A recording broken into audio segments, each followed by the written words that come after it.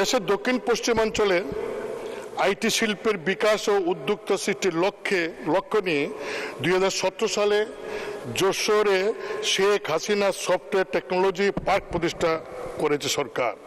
কিন্তু এই প্রতিষ্ঠান মাত্র 5 বছরের মধ্যে সেই লক্ষ্যের পথ হারিয়েছে। 26 জানুয়ারি পার্কটির ব্যবস্থাপনার দায়িত্বে থাকা কোম্পানি টেকসিটি বাণিজ্যিক উদ্দেশ্যে পার্কে একটি 3 স্টার হোটেল অ্যান্ড রিসোর্ট তৈরি করেন। পার্ক কর্তৃপক্ষ এখন আইসিটি উদ্যোক্তাদের জন্য বিনিয়োগ বান্ধব পরিবেশ তৈরির চেয়ে জন্মদিন সহ নানা সামাজিক অনুষ্ঠান আয়োজনের জন্য ব্যস্ত রয়েছেন। ফলে ইতিমধ্যে অনেক উদ্যোক্তা পার্ক ছেড়ে চলে গেছেন এবং যারা এখন আছেন তারাও থাকতে হিমশিম খাচ্ছেন। নাম প্রকাশ না করার সত্ত্বে এই উদ্যোক্তা বলেন, পার্কের ক্যাফেটেরিয়া, অডিটোরিয়াম রয়েছে, এর বেশিরভাগ সময় প্রযুক্তি সম্পর্কিত সেমিনারের চেয়ে বিয়ের অনুষ্ঠানের এবং সামাজিক অনুষ্ঠানের আয়োজন করা হয়। পার্কটি বিদেশিদের আকৃষ্ট করতে পুরোপুরি ব্যর্থ হয়েছে। অথচ এই পার্ক প্রতিষ্ঠা অন্যতম উদ্দেশ্য ছিল এটি। একটি মাত্র বিদেশি কোম্পানি এখানে বিনিয়োগ করেছিল। গত বছর সেই কোম্পানি পার্কে চলে গেছে। হাইটেক পার্ক কর্তৃপক্ষের সঙ্গে প্রাথমিকভাবে চুক্তিবদ্ধ 33টি কোম্পানির মধ্যে 22টি কোম্পানি ইতিমধ্যে ব্যবসা বন্ধ করে দিয়েছে। বাকি 11টি কোম্পানি বেশিরভাগই টিকে থাকার লড়াই চলছে। পার্কের আয়ের মাত্র 18% সরকার পাবে, বাকি 82% পাবে লেক সিটি, এই যে টেক সিটি। মাননীয় মন্ত্রী, প্রধানমন্ত্রীর নামে আপনাদের পার্ক করছেন, আইটি পার্ক, সেখানে হোটেল ম্যানেজমেন্ট, বিয়ের অনুষ্ঠান হবে, সামাজিক অনুষ্ঠান হবে, এটা কি করে হয়?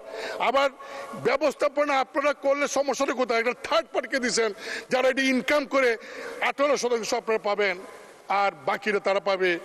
এই জিনিসটা আমি তো মনে করি সত্যি হয়ে থাকে তাহলে মাননীয় প্রধানমন্ত্রীর নামটা ব্যবহার করে আপনারা অপমান করেছেন। এখানে কিন্তু 4টা কম্পোনেন্ট আছে মাননীয় স্পিকার। একটা হচ্ছে সফটওয়্যার টেকনোলজি পার্ক, 12 তলা বিশিষ্ট 2,32,000 স্কোয়ার ফিট, যেখানে আমাদের একটা ফ্লোর আছে স্টার্ট আপ, আরেকটা ফ্লোর আছে প্ল্যাগ অ্যান্ড প্লে, যেটা সরকার পরিচালনা করে। বিনা পয়সায় স্টার্ট আপদেরকে সেখানে প্রশিক্ষণ এবং ইনকিউবেশনের ব্যবস্থা করা হয়। আর বাকি যে ফ্লোরগুলো আছে সেগুলো আমরা এটা যাতে চলমান থাকে, যাতে লোকসান না হয়, তার জন্য আমরা একটা থার্ড পার্টিকে প্রপার্টি ম্যানেজমেন্ট কোম্পানি পিএমসি নিয়োগ দিয়েছি।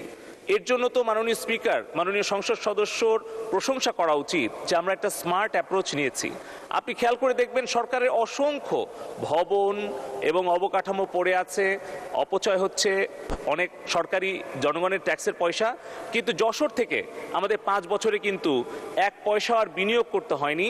বরঞ্চ আমরা যে 18% আমরা আয়ের থেকে লভ্যাংশ পাচ্ছি, সেখানে 1200 তরুণ তরুণী কর্মসংস্থান হয়েছে।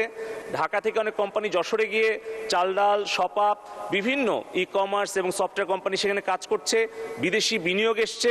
পাশাপাশি ওই যশোর জেলার কিন্তু প্রায় 1200 ছেলেমেয়ের কর্মসংস্থান যশোর জেলাতে হয়েছে।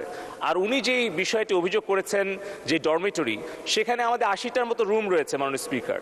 ওই সময়ে আমরা সিদ্ধান্ত গ্রহণ করেছিলাম যাতে ঢাকা বা বিদেশ থেকে কোনো ক্লায়েন্ট গেলে যাতে সেখানে থাকতে পারে। কিন্তু বাস্তবতা দেখা গেল 2 বছর পরে যে আসলে 80টা রুম অনেক সময় কাজে লাগে না। এই সম্পদের সুষ্ঠু ব্যবহার করার জন্যই সেখানে স্থানীয় যারা উদ্যোক্তা, তাদের যখন গেস্টরা আসে তখন তাদেরকে সেখানে থাকতে দেওয়া হয়, তারা একটা সাবসিডাইজ প্রাইজে পায়। আর বাকি যদি কোনো রুম ফাঁকা থাকে তাহলে বাইরের গেস্টকে ভাড়া দেওয়ার ব্যাপারে অনুমোদন দেওয়া হয়েছে, যার ফলে সেখানে সম্পদের সুষ্ঠু ব্যবহার হয়েছে। যেখানে মিলনায়তন রয়েছে, রেস্টুরেন্ট রয়েছে, কনভেনশন হল রয়েছে, সেটাও একই রকমভাবে ওই সফটওয়্যার টেকনোলজি পার্কের প্রয়োজনের অতিরিক্ত যদি প্রয়োজন হয় তখন বাহিরে ভাড়া দেওয়ার ব্যাপারে সিদ্ধান্ত হয়েছে। আর চতুর্থ কম্পোনেন্ট হচ্ছে আমাদের ওখানে ডেটা সেন্টার স্থাপন করা হয়েছে।